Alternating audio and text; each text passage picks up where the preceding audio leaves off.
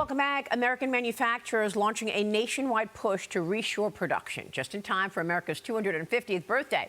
President Trump, of course, has prioritized manufacturing in America with a focus on tariffs, energy dominance, and pro-growth tax policy aimed at boosting competitiveness and lowering the cost of business. The National Association of Manufacturers kicking off its 2026 State of Manufacturing tour tomorrow, spotlighting tax policy, permitting reform, workforce development, energy, and trade. Joining me now to talk more about it is the National Association of Manufacturers President and CEO, Jay Timmons. Jay, great to have you. Good morning. Thanks so much for being here. So tell us about the big tour tomorrow. Yeah, well, we kick off at the Rock and Roll Hall of Fame in my home state of Ohio.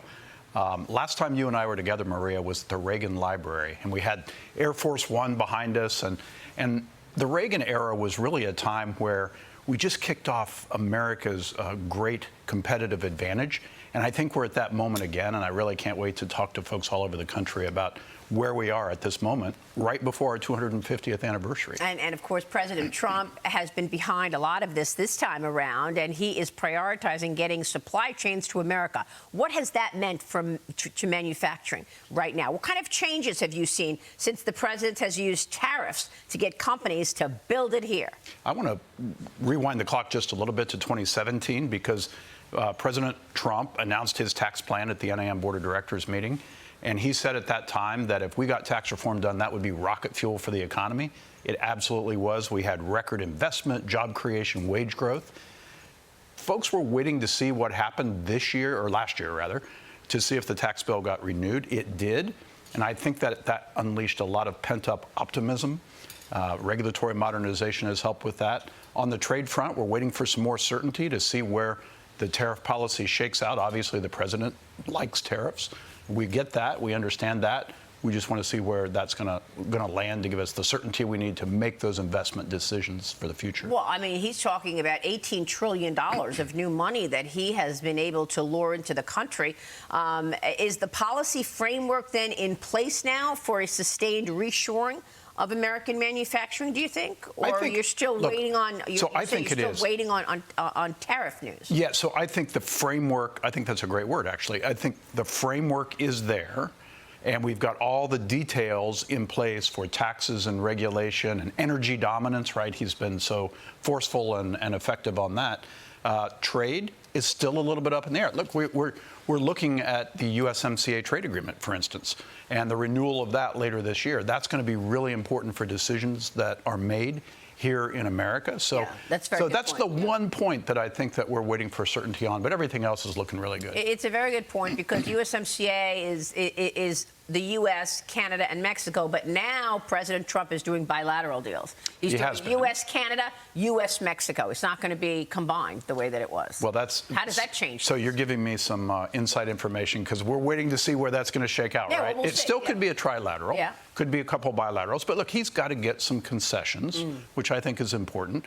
We've seen a lot of Chinese companies figuring out how to go around the current agreement, and we need to make sure that those transshipments are under control and that we are truly manufacturing in North America with North America U.S. companies here in this region. Yeah, where I got that was Jameson Greer. Yeah. Jameson Greer was on our program a month ago, and he told me that the president is looking at those deals in a bilateral nature. But of course, we don't know. It ain't over till it's over. That's right. He's the master negotiator. We're going to have to wait to see how he comes out on this. We'll see. So I want to talk about AI for a second here, Jay, because manufacturers are helping shape America's AI strategy as well. But AI is being implemented. We're using it and we're building it too. Tell me about that, because we have been talking about the concerns around jobs. What is AI doing on the manufacturing floor? I think AI is additive, right? There's always been,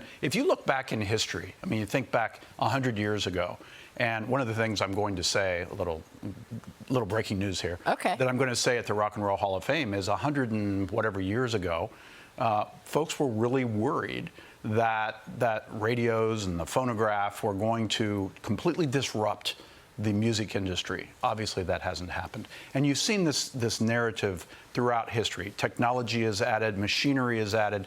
That's going to disrupt jobs. It's not true. We have so many millions of jobs here in the United States. In fact, we have 433,000 open jobs today in manufacturing. So AI is additive. It allows us to be more productive. It allows us to produce more products here in the United States. And that's one of the reasons why the administration wants us to be dominant when it comes to AI in the world. And we're there to support that. We obviously need a lot of things with regard to that. So the energy supply is so critical. And that means we've got to focus on grid development and reliability. There are so many issues there as well. But I think we can do this if we all pull together, not at the national level only, but also at the state level. Well, it's interesting because the data center build out and this issue around power prices has actually become a political issue. You've got people like Senator Bernie Sanders and others who are saying, stop now. Stop the data center build out because it's actually eating up too much energy. And I spoke with Peter Navarro about it on Sunday. Here's what he told me. What needs to happen, Maria, is that all of these data center builders, Meta on down, need to pay for all of the costs. Emphasize on that. They need to pay, not only pay for the electricity that they're using on the grid, but they have to pay for the resiliency that they're affecting as well. They need to pay for the water. So there's activity, action here going forward where we force them to internalize the cost. So are you seeing that? Are you seeing companies say, look, we're going to eat the cost on power? Because, look, Bernie Sanders a month ago said we want a nationwide pause on data center development. 25 data center projects have canceled or postponed last month. That's a 56 increase month over month. The president has made a priority to being #1 in the world on AI, and that includes data center build-outs. Yeah, well, the president's right. And I can't say that I often find myself in agreement with Bernie Sanders, so we'll just pass by that. But having said that, I think, look, each state is making its own determination on how to price their energy. But I can tell you the big problem right now is we have huge demand for energy supply. This is not a new problem, it's just a growing problem, and we don't have enough supply. So states really need to focus on what are they going to do to enhance their grid capacity, make it more reliable. Most of the grid was put in place 50, 60, 70 years ago, right? Yeah. So let's modernize that. Perhaps there's some incentives from the federal government to allow that to supercharge, the development and the growth of the grid. Well, this is very exciting, by the way, what you're doing in manufacturing and the president's agenda directing this. So tell us about the AI strategy on the factory floors, supply chains, logistic networks. Where are the jobs? So about 60% right now of manufacturers are using AI in their operations. In fact, they've used it for a number of years.